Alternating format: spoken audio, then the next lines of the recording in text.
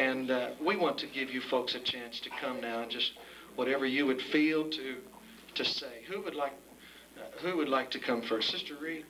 Sure. Yeah, you come first. Learn to love this lady and appreciate her very much. I didn't think I'd ever be speechless. But honestly, I am. This is just overwhelming. Everything is just so beautiful. We've just heard so many comments tonight from people how much they appreciated Brother and Sister Judd for doing this for us. And I think it's a beautiful, beautiful thing, because this night would not have been if the pastor of this church didn't feel like it was.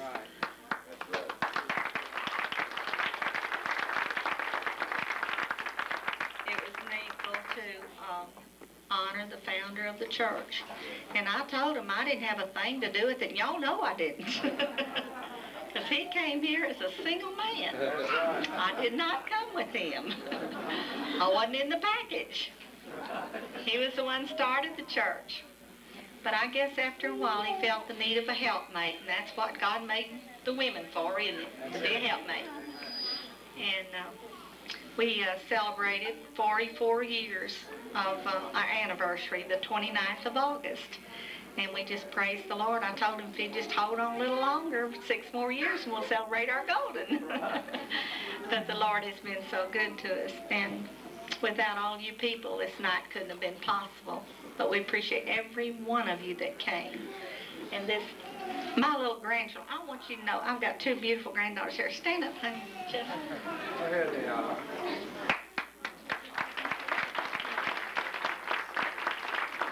They are more excited over this money tree than anything else. They've been coming and giving me reports every few minutes. Grandma, there's $5 bills in there. Grandma, there's $10 bills on there. Grandma. And they've been so excited over this money tree. So you know who's going to get to share in this money tree. Our 2 little darlings. We just wish all the rest of them could be here. We have 6 grandchildren in Memphis. We have 1 in Minnesota. And so we're proud of all of our grandchildren, and we just wish they could all have been here tonight. I'm sorry they couldn't. But we're thankful so much for our daughter, these daughters' mother, for making a special effort to be here tonight. I don't know what happened to our son. He promised to be here, but I tell you what, sometimes this business gets you tied up and you just can't get loose. He told me, he says, Mom, he says, if there's any closing on a house, he's a real estate sales manager plus the city manager for Ken Lokey Homes in Memphis, and he says in the 4 suburbs, if there's a house closing, I got to be there to sign the papers. And I got one Friday, but I'll sure try to be there. But evidently more than one house must have closed, and he just couldn't make it. But we just appreciate every one of you that did make an effort to come, especially those of you that drove such a distance to be here, that came so far away.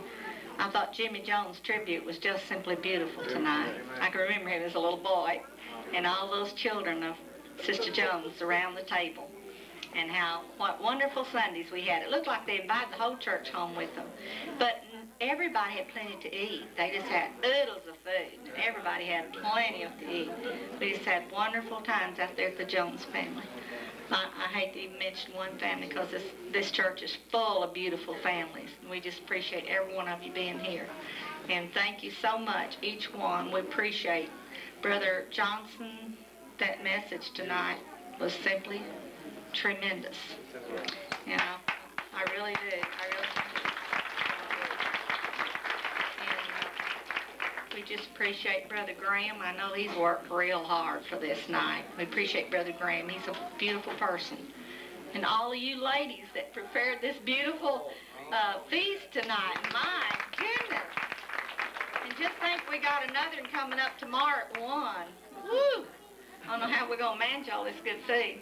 Thank you, thank you, thank you for everything.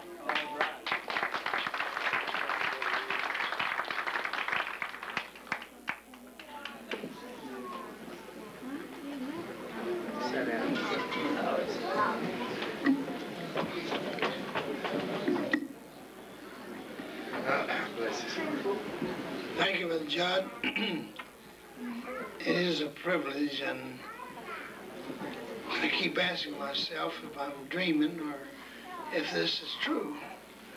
I hope I don't wake up and find it's a dream. But really, we appreciate the wonderful work that you have done here in Jonesboro and the Jonesboro people. And so good to see those who have been here before us, see those who have been the pastors and workers and helpers, excuse me, but just to know that we're in the work of the Lord. Yes. I remember when I came here in 42, the first time, God laid on my heart for a long time to come. I went by the way of Truman for a few years to get to Jonesboro. It had been said that one this Pentecost would never get in here. And it had been prophesied that way. But nevertheless, I felt a burden for it. And God knew the hearts of the people. There was no church here. I came, we didn't have anyone. And when I came, I remember the Downs girls and their mother, who met me at the radio station every Saturday when I come to broadcast. And then there were others who met me here. But all the while I felt a burden. I knew that God had something for us. In fact, I looked at 6 lots that a Jewish fellow had here in town that he was going to sell us. But he had already deeded to the Hebrew Association in New York. And he was willing to write them and ask them to release the sale of it, that we could use it. In the meanwhile, the war had broken out, and I could not build a building. God was good to us. I had a tent meeting in Walnut Ridge, Arkansas. They gave me over $2,000 to start with, and I felt that God was going to reward us somehow.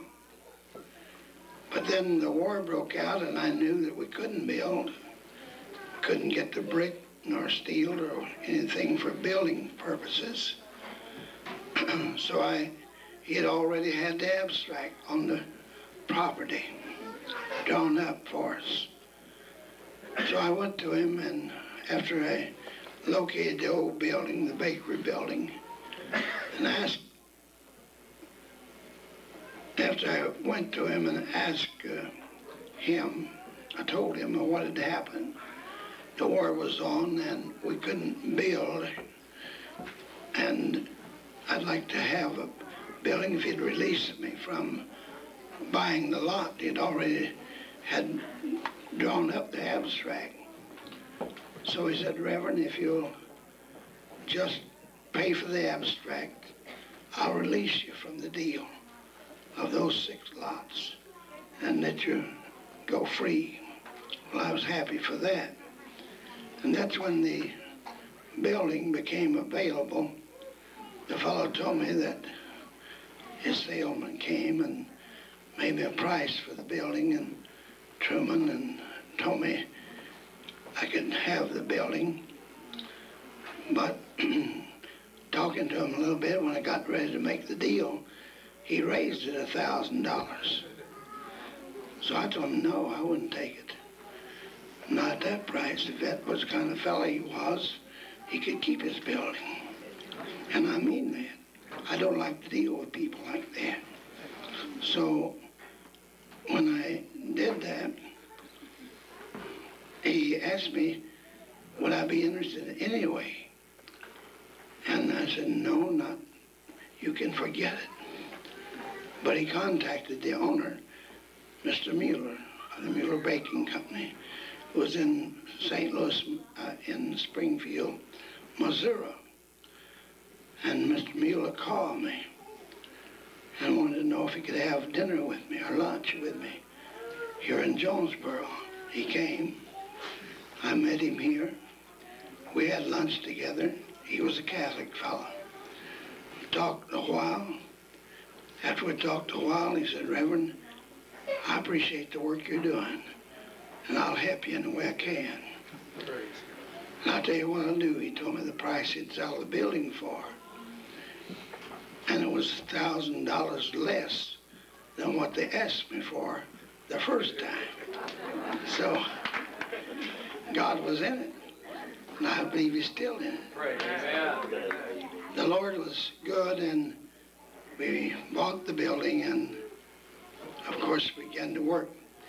When I started to work, on the day that we started, of course, it was just an all open building. It's an old bakery.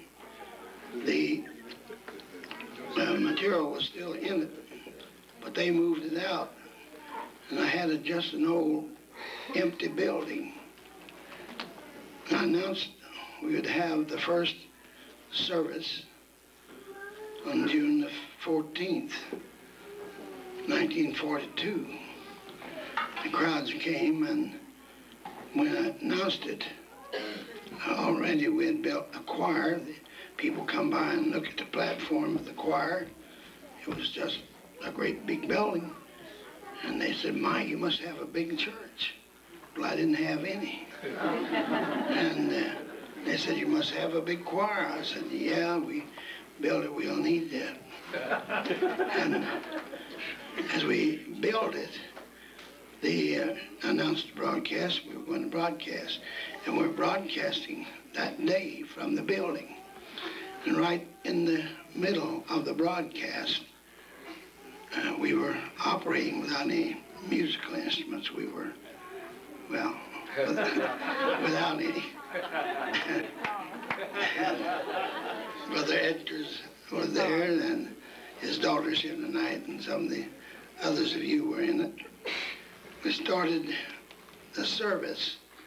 As I started the service, a few minutes after we had started, here came a truck backing up to the back of the building, and they unloaded a beautiful piano and put it on the platform, and we played that for the service and thanked the Lord for answering prayer. It was from Beard's Temple of Music in Paragould, Arkansas. They had sent it over here. God still answers prayer. And I know that when I hear the things that God is still doing, the work here was founded on miracles. And I still believe in miracles. God answers prayer. And I'm glad for Brother and Sister Judd who are here. And I know the work is founded on miracles, and I don't believe the end is here. But it's just the beginning of greater things for God if we'll put our trust in Him. And I do thank the Lord for this privilege. It's beyond my expectation what you've done for us tonight. It speaks to us well. Brother Judd has always been a friend to me, and his wife have done so many favors toward us. You find so many people are afraid of the preacher that was there and all this and the other. But I thank God for a man that is not afraid, and I try to prove that I'm not to be dangerous. But we can thank the Lord that it's been good. Of course, after I resigned the tabernacle, I had made, before I resigned the tabernacle, I had an agreement with Brother Glass that I would present his name and he would come here as a pastor, and which he did, Brother George L. Glass, and follow me here in the tabernacle. I left here and moved to Laurel, Mississippi, where I stayed for 4 years.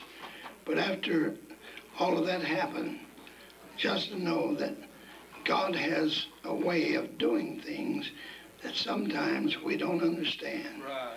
But he works it out for his glory. And I'm so glad that we have a good pastor. We've had several good men here. All of them have served well. The Rutledge and different ones who are here tonight. But I'm thankful for the ones who are here now. Yes. And they're not afraid. I come here to worship, do honors given, and credit is given for the things that are done. And I appreciate Brother Judd and his wife and for this service and for all of you, and pray that God will bless you and reward you, and what you have done tonight is certainly appreciated.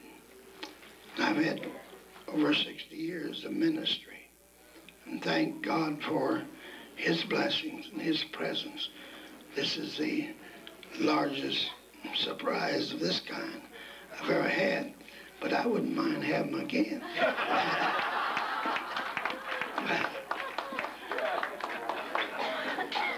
But nevertheless, it's great to be here, and I appreciate all of you and all the good things that you have done. Thank you for the offering tonight. I won't take you any more time.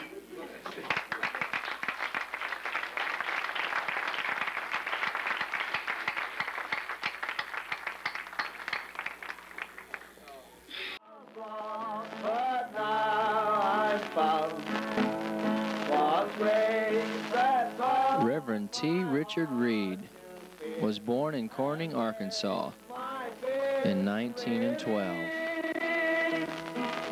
As early as the age 4 or 5, he recognized God's call on his life to the ministry. And at age 14, he received the Holy Ghost at an open-air meeting near Corning, Arkansas. He began preaching at age 15, and in April of 1927, he delivered his first sermon entitled, "Let No Man Despise Thy Youth."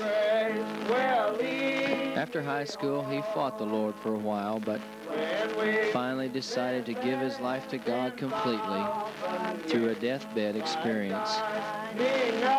He immediately began preaching every available place and gave his life to God wholeheartedly. And when we first begun,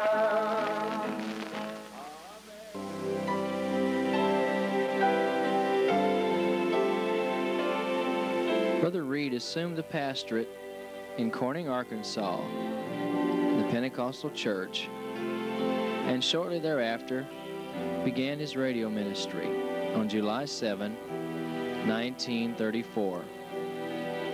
The station was KBTM in Paragould, Arkansas, and the broadcast was known as the Saturday Afternoon Devotional until May 21st of 1936, when the name was changed to the Blessed Old Bible Hour.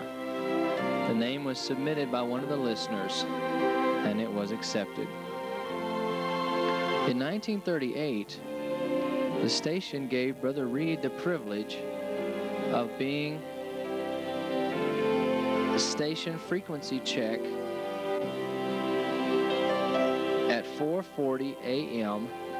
once every month. This meant that all other stations that shared the same frequency would have to go off the air and allow Brother Reed to broadcast on a clear channel for 15 minutes.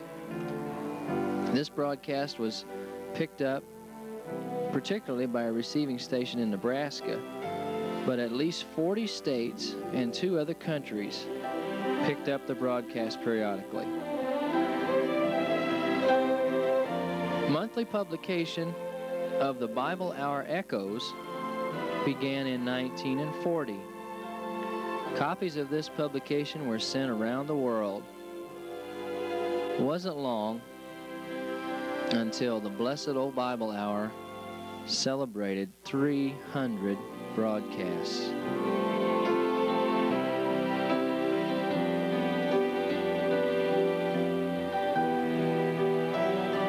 That was February 19, 1939, and just a few short months later, they celebrated their 600th broadcast. And since then, of course, there were many, many more.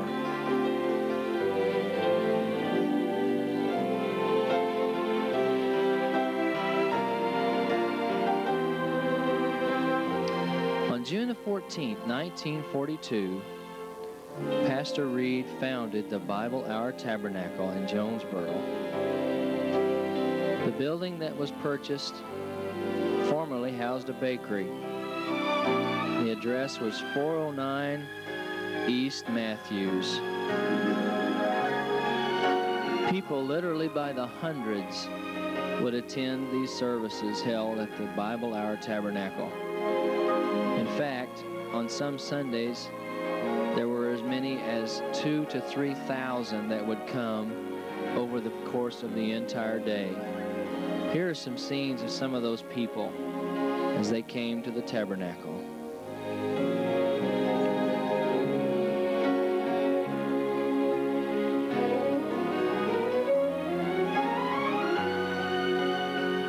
Correspondence by mail began flooding in on a regular basis. And during World War II, Bible Hour Tabernacle developed a letter writing ministry to encourage our men in the armed forces overseas. As many as 6,000 men read or received letters from the Bible Hour Tabernacle, and the mailing averaged 3,000 letters every month. The office people were very, very busy, but it was well worth the effort.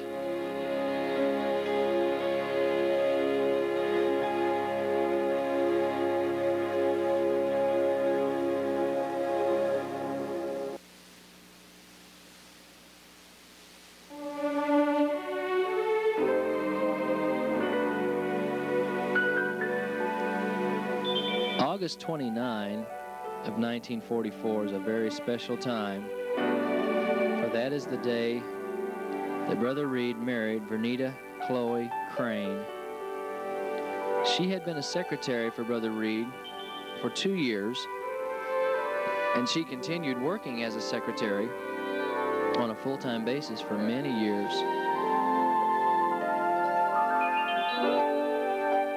The radio ministry flourished in the early years of Bible Hour Tabernacle. Their choirs and singers and guest speakers were well-known voices in the Northeast Arkansas area. Brother Reed became very popular in this community, and still today, people know Reverend T.R. Reed. Brother Reed became the secretary of the Jonesboro Ministers Association while he was pastoring here, served on that board for many years, helping this community. It wasn't long until they decided to improve the appearance of the old tabernacle, and a brick front was put on. A new sign was added. Bible Hour Tabernacle was a very popular landmark in Jonesboro. Everybody knew about it.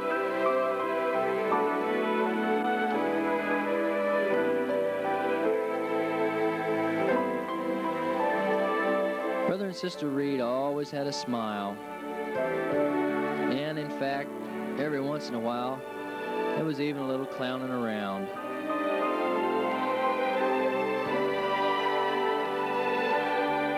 But it was noted that every once in a while, Pastor Reed at least appeared to be very stern.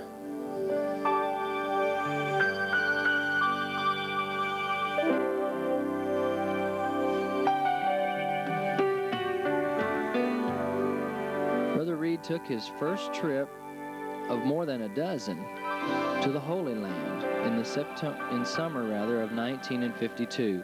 He published a book entitled A Bird's Eye View of the Holy Land about this first trip.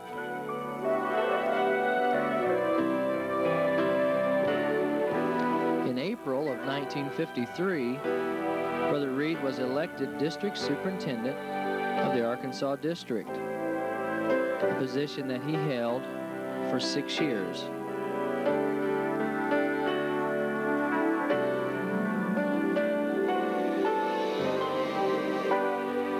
Brother and Sister Reed were blessed with 4 children in their marriage. Ricky was born in 1952, Mike in 1953, Sam in 1955, and Cindy in 1960.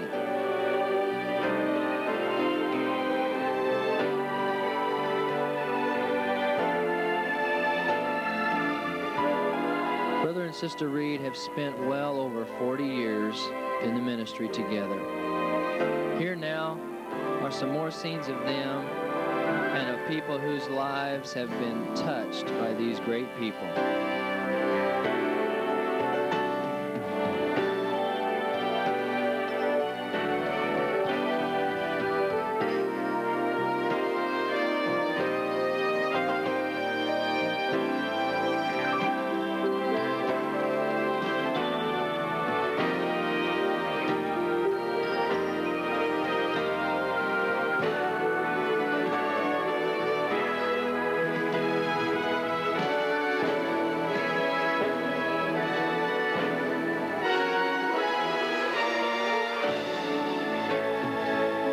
God for people like Brother and Sister Reed with a burden, a vision, and a desire to see things accomplished.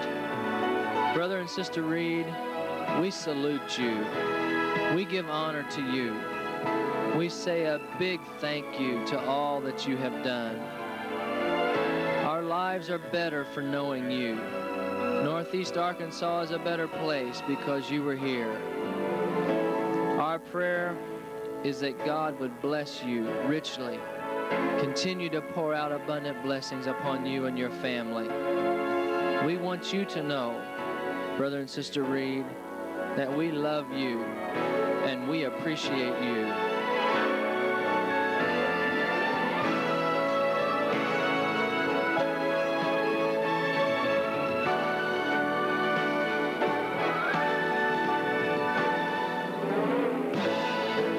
This is our tribute to you, Pastor and Mrs. T.R. Reed.